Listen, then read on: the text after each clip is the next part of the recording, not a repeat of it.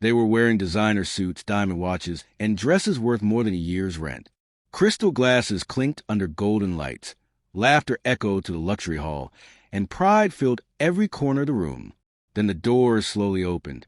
A 70-year-old woman stepped inside, wearing worn-out clothes, trembling hands, and eyes heavy with hunger and dignity. The music faded. Conversation stopped. And within seconds, the same people who called themselves elite began to laugh. They laughed at her clothes. They mocked her smell. They joked about her presence. Even the white-faced twin, glowing in silk and jewels, smirked and whispered insults. But one person didn't move. One person didn't laugh. The dark-skinned twin quietly stepped forward and stood beside the old woman. And in that single moment, the meaning of humanity changed forever. The luxury party had been planned for weeks, hosted in a grand hall where marble floors reflected chandeliers like constellations trapped indoors. Guests arrived in expensive cars, dressed in flawless outfits, each person silently competing over who looked richer, brighter, and more important. Waiters moved like shadows, offering rare drinks while soft music floated through the air. It was a kind of place where kindness was spoken about but rarely practiced, where people judged value by labels and price tags rather than by character. The twin sisters stood near the center of attention. One of them, the white-faced twin, shimmered under the lights. Her dress hugged perfection, her makeup flawless, her smile sharp with confidence. She enjoyed the attention, thrived on admiration, and believed respect was something automatically owed to those who looked successful. Standing slightly behind her was a dark-skinned twin. Her outfit was simple but neat, her posture calm, her eyes observant. She smiled easily, not to impress but to connect. She listened more than she spoke, and when she spoke, her words carried warmth instead of pride.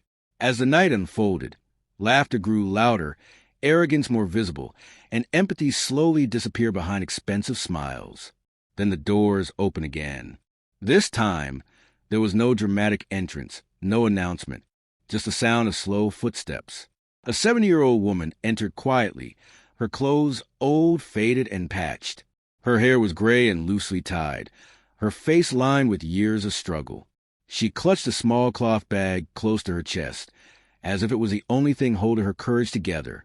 She didn't beg loudly. She didn't interrupt the party.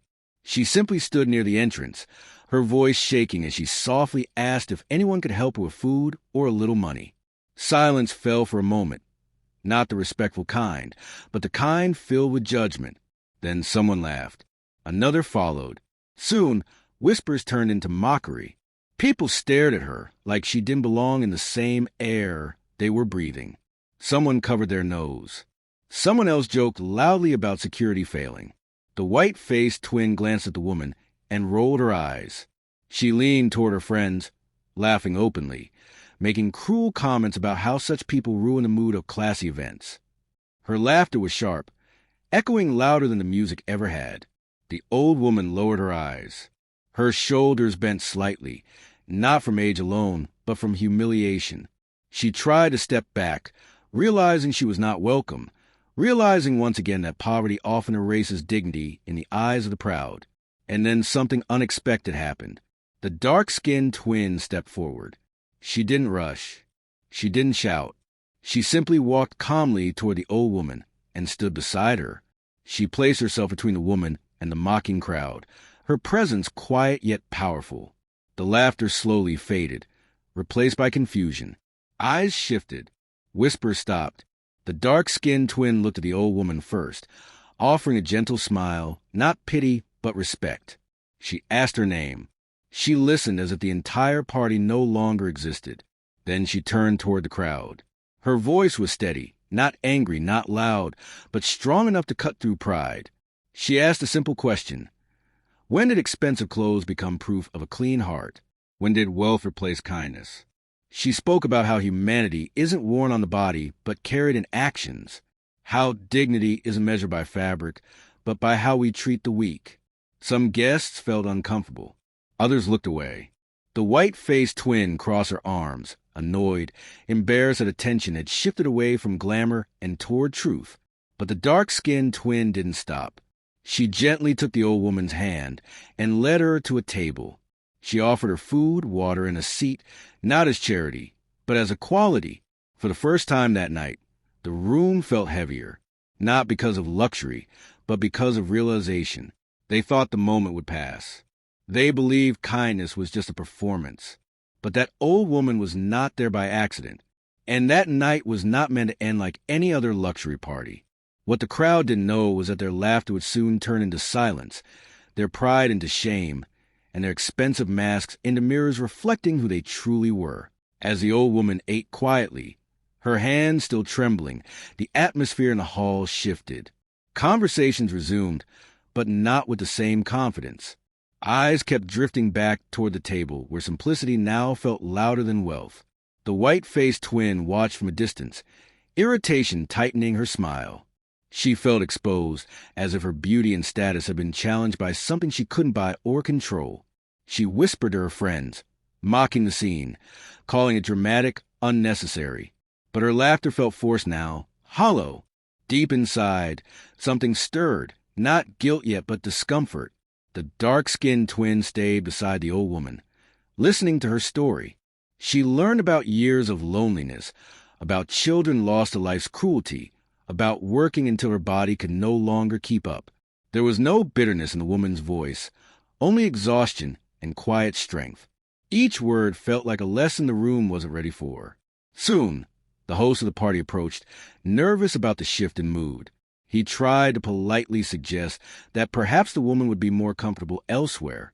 Before the dark-skinned twin could respond, the old woman slowly stood up. Her posture was weak, but her voice carried something unexpected, authority. She thanked the dark-skinned twin for her kindness. Then she turned to the crowd. She didn't scold them. She didn't insult them. She simply said that she had walked into many rooms like this in her life, and every time she learned the same truth, that the poorest hearts often hide behind the richest clothes. Silence filled the hall. The white-faced twin felt heat rise to her face. Eyes turned toward her, not accusing, but aware. For the first time, her beauty felt small. Her confidence cracked. She realized that no amount of admiration could erase the memory of her laughter moments earlier. As the old woman prepared to leave, the dark-skinned twin walked to the door, offering real help, shelter, food, dignity.